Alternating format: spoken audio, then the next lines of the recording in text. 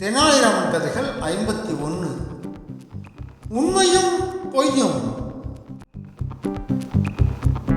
ஒரு நாள் ஒரு விவசாயி அரண்மனை நீதிமன்றத்துக்கு வந்தான். அவன் தோளில் ஒரு சிறிய மூட்டை, முகத்தில் வருத்தம். மன்னர் காரணம் கேட்டார். விவசாயி அந்த மூட்டையை திறந்தான். உள்ளே அரிசி. அவன் சொன்னான், மன்னா, இந்த அரிசி என் வயலில் விளைந்தது. ஆனால் என் அண்டை வீட்டுக்காரன் இது நல்ல அரிசி அல்ல என்று எல்லோரிடமும் சொல்கிறான். எனக்கு விற்பனை குறைந்து விட்டது. மன்னர் தெனாலிராமனை பார்த்தார். இதற்கு என்ன தீர்வு? தெனாலிராமன் மெதுவாக எழுந்தான். விவசாயியின் அரிசியை தன் கையில் எடுத்து பார்த்தான். கற்கள் இல்லை, கலப்பு இல்லை, தரம் நன்றாக இருந்தது. அவன் மன்னரை நோக்கி சொன்னான், மன்னா, இந்த விவசாயி சொல்வது உண்மை. அரிசி நல்ல தரமானது. ஆனால் மக்கள் அதை நம்ப வேண்டும்.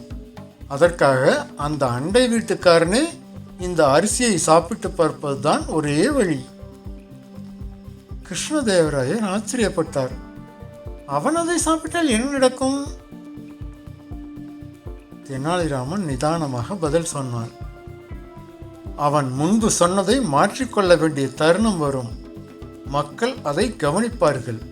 விவசாயியின் பொருள் நல்லது என்று அவர்கள் தெரிந்து கொள்வார்கள்.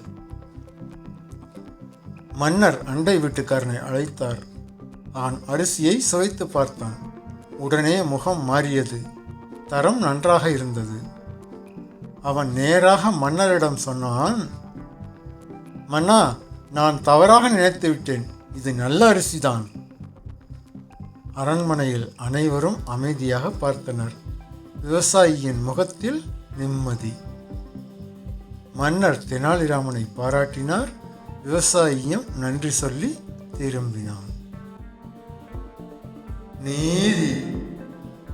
தரம் என்ற உண்மை பேசும்போது அவதூறு என்ற பொய் தானே அடங்கிவிடும். உங்களுடைய சப்ஸ்கிரிப்ஷன் பேசும்போது என்னுடைய வீடியோக்கள் தானாகவே தரமாக வரும்.